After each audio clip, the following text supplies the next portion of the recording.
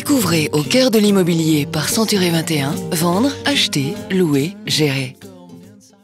L'Assemblée générale des copropriétaires réunit une fois par an tous les propriétaires d'un immeuble ou leurs représentants afin d'approuver les comptes de l'année précédente et de voter le budget prévisionnel de l'année à venir. Elle prend également les décisions concernant la copropriété, comme les travaux de rénovation à prévoir ou encore le choix d'une société de nettoyage. Je suis propriétaire d'un 2 pièces depuis 3 ans.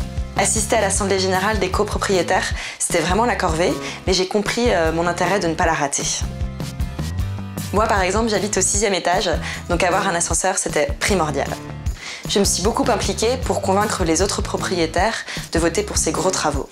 Et oui, n'oubliez pas que participer à l'Assemblée générale n'est pas une simple formalité, c'est important car les décisions qui y sont prises seront appliquées et engageront même les copropriétaires absents.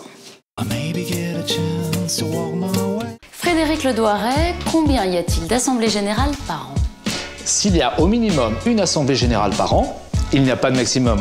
En effet, le syndic peut être amené à convoquer, si les circonstances exigent, plusieurs assemblées dans l'année, afin de, par exemple, prendre des mesures de conservation de l'immeuble suite à des intempéries, ou bien sur décision du conseil syndical ou des copropriétaires, représentant au moins un quart des voix des copropriétaires. Mais dans le cas où je ne puisse pas me rendre à l'Assemblée générale, qui peut alors me représenter? Chaque copropriétaire pourra se faire représenter par un tiers, appelé mandataire, et qui votera en son nom.